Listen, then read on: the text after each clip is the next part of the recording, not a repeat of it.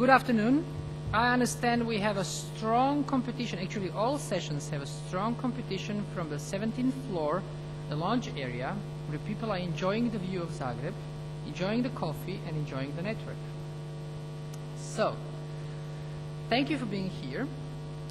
This session is called Distance Education. Distance education is the term that is very frequently used these months, years. And we wanted to introduce to technical conference some experiences people had and are just now collecting that would give us some insight at what technical solutions, organizational solutions are required for our networks to actually give some fruit. Our first speaker is Sören Auer, and Mr. Auer was the managing director of AdVIS GmbH, a Dresden-based internet and IT service provider, and currently he is writing his PhD thesis about the application of artificial intelligence, knowledge representation mechanisms in e-business and e-learning at the Computer Science Department of the University of Leipzig. Mr. Auer, please.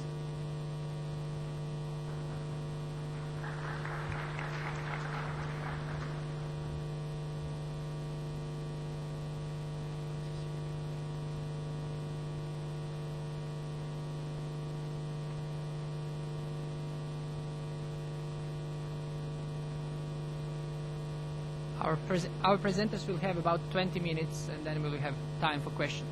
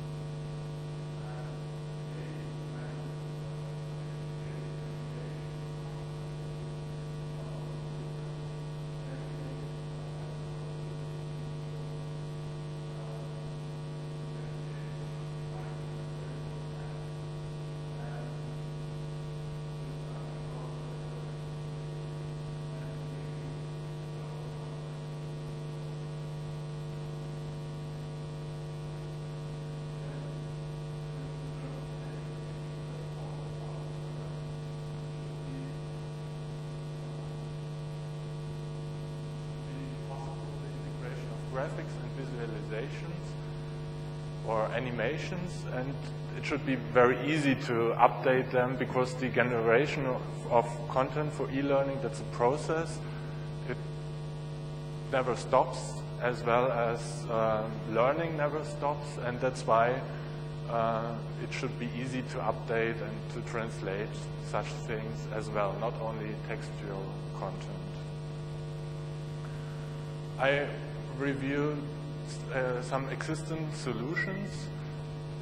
There exists many more than only this, but maybe these are some of the most important ones. There's the DocBook standard, which enables XML-based media-independent content creation, and it's focused on documentation and guidebooks, and that's why it has some drawbacks for our projects, because the content structure is already quite determined, and it's quite complex to change such things.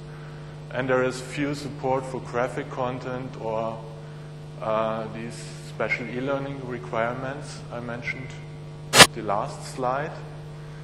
Then there is a project called SCORM, a shareable content object model, which defines a web-based learning content aggregation model and a runtime environment for learning objects. And this project focuses very much on technical aspects and requires programming knowledge.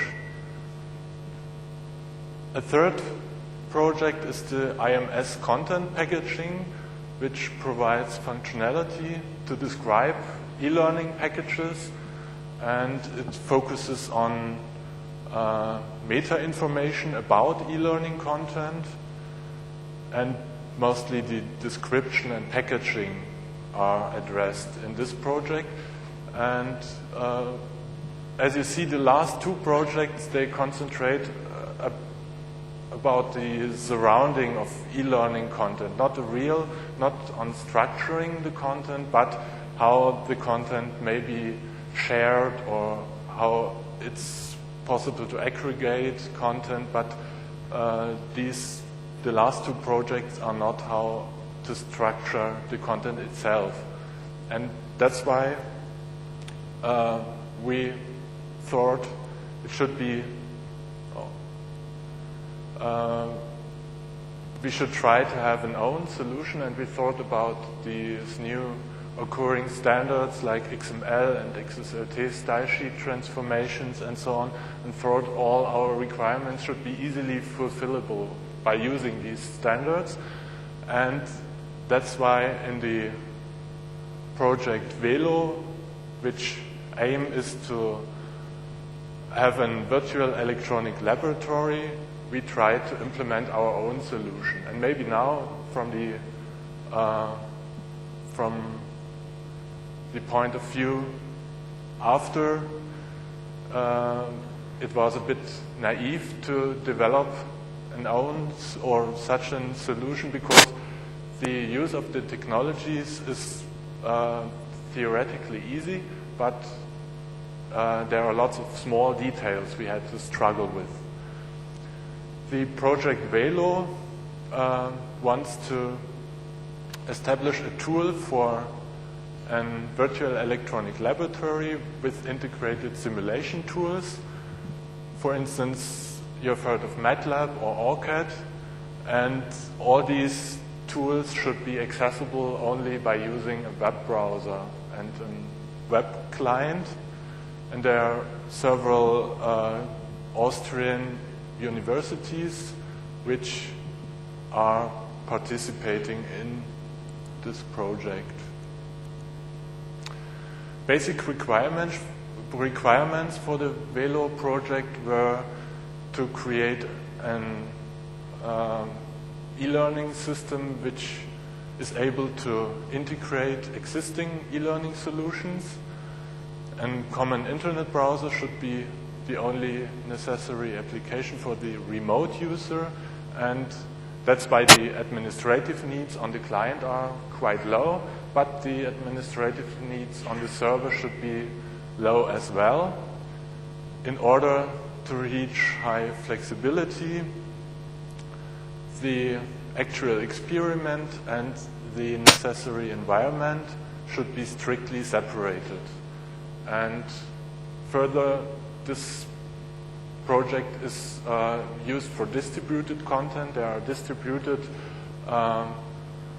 experiments which the student can do, and that's why a sophisticated structure of the content is necessary, and that's shown on this slide. We use an hyperwave e-learning server for the administration of e-learning users and administration of the content, but this e-learning solution is concentrated on the surrounding of e-learning content. For the structuring of content, we used XML, and this will be shown on the next slide. Further, there is a Citrix server used for starting Windows-based programs in a web browser for simulations, and there is a MATLAB server which provides a web-based interface already, and you don't need a special environment for MATLAB simulations. And all these applets or simulations are rendered by an Apache web server and delivered to the student, to the user of the e-learning environment. That's the velo entry page. As you see, there are different languages available and different experiments which the user can try. These experiments are equally or similar structured. You have a task, a figure maybe explaining this task. You have a context-sensitive help on the task which should be fulfilled, and mostly there is a simulation which helps to solve the task, and that's seen on this slide. For generating these pages, these are rendered as HTML pages. We use an XML file format, and that's the crucial point for structuring the e-learning content, because the structure of these files is more defined by the semantic of the task and of the content, and this structure is determined by a document type definition. The actual content is generated by editors on several places, and which use a transformation, XSL, style sheet transformation, to generate the web pages, and there are cascading style sheet and JavaScript files included during this process to render the web pages. But the important point is that it's not only possible to render web pages, but to render different formats as well. This I will show a bit later. The point where the information or the content is contained are the XML files. These are ordinary text files which are structured with tags, and they are very simple to edit, because here you see an example of such a velo XML file, because the tags contain information about the content, and there is no information about the rendering or about the representation contained, and that's why it's even simpler to edit than HTML files. Here you see an example of a MATLAB simulation which is integrated into the e-learning solution, you can you have a form which is generated. You can supply some parameters, and the MATLAB server generates and renders and graphics.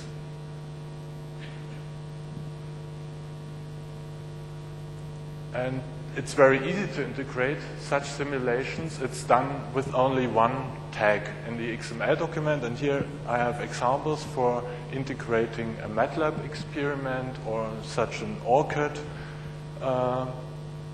simulation. It's only one line of text, and even for an editor without much knowledge about internet technologies, it's easy to integrate experiments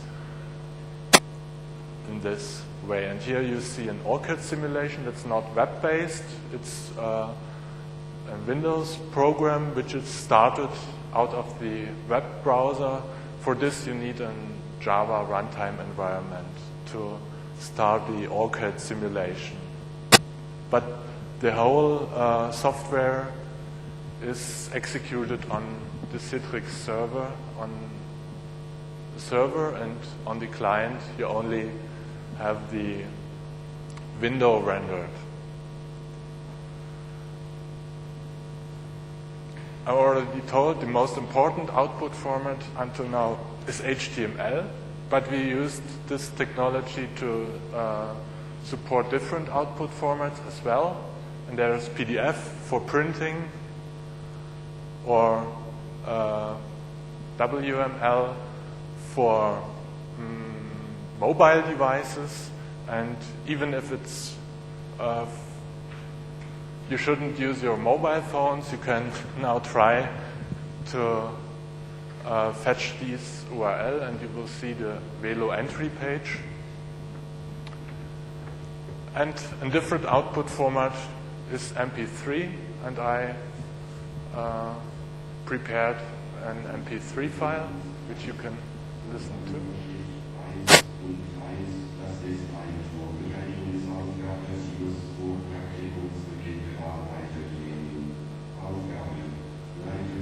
Okay, thank you. I don't know if it was understandable. It was German. Sorry for this.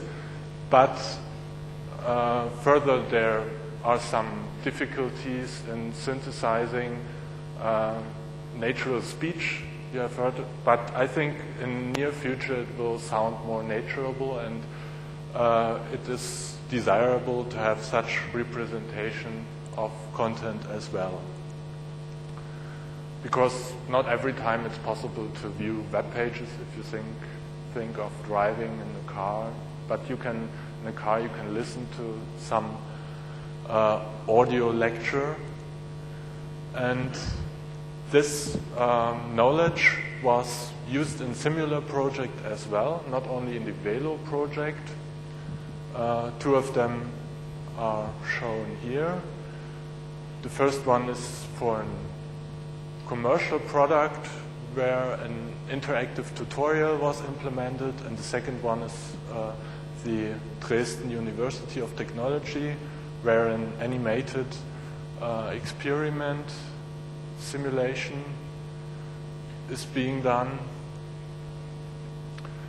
And we want to use this knowledge in different projects in the near future as well. And maybe it's interesting for some of you to have such a solution or to use the knowledge. And that's why we plan to document the things we did a bit more, to have maybe an out-of-the-box package that it can be used very easily.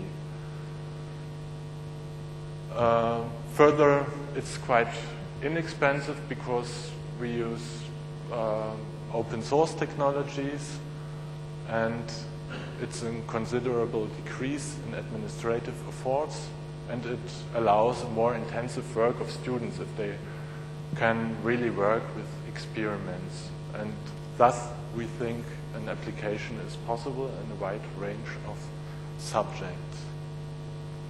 Future work, I already mentioned, we want to create an out-of-the-box package. On the other side, until now, there is no WYSIWYG editor for the content. And even if it's quite easy to generate this content, we want to make it easier, much more easier, and that's why we think about integrating this XML stuff into a content management system which already exists, to make it for editors of e-learning content even easier to generate such sophisticated lectures. Okay, thank you for your attention. If you want to contact me, you can also look in the conference or in the paper everybody got. And I'm ready for answering your questions. Thank you for the presentation. Floor is to the audience.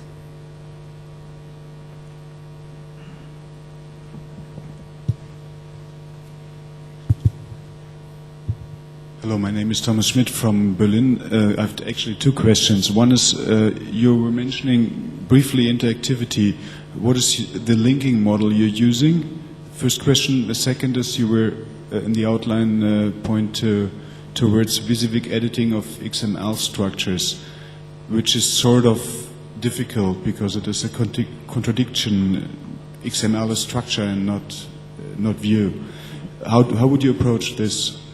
Second question. The first question was about linking. About the linking model you're using. Between content or? Just for hyperreferences. Like, there's around Xlink, Xpointer, XPath, and there are other models. Yeah. We use these technologies internally in the XSLT style sheets. But for the authors, it would be quite hard to understand these huge concepts of Xlink and Xpointer, XPath, and that's why we supplied for authors a simple anchor concept. He can choose a unique anchor name, and the needed link will be generated automatically. And that's, in the end, it depends on the presentation. If you use HTML, an HTML link is generated, but in other presentation there is the possibility for using other linkage technologies as well. Internally in the XSL style sheet we use these XPath expressions for addressing different parts of content. Decorating links. Yes. And your second question was about? The question about the WYSIWYG XML editing. WYSIWYG XML editing. Okay, if I maybe can show you a further slide on this. Here you see an ordinary web page, and there is an content management system and an editor developed by AdVIS. And after you logged in the web page, you see the same web page, so with such yellow boxes. And you can put the cursor in one of these boxes and edit the content really there inside. And that's a solution for WYSIWYG editing of, until now, only HTML content, but we want to develop this project further, that XML content can be edited this way. And that would be very easy for authors because they all know their Word editor, and then editing of e-learning content is very similar because they can, on the website, they have a WYSIWYG representation of their content and can use such a tool for editing their content. As you see on the left side, there is a tree-like structure, page structure, and you can easily navigate through the content and edit all blocks you are allowed to edit. But until now, it's only on an HTML basis, and we want to use this concept and further to have special content structures be editable by this content management system. I wish to thank our speaker, and especially for strictly keeping to the schedule. Should we continue this way, we should have 5 to 10 minutes for general questions to all three speakers. Thank you.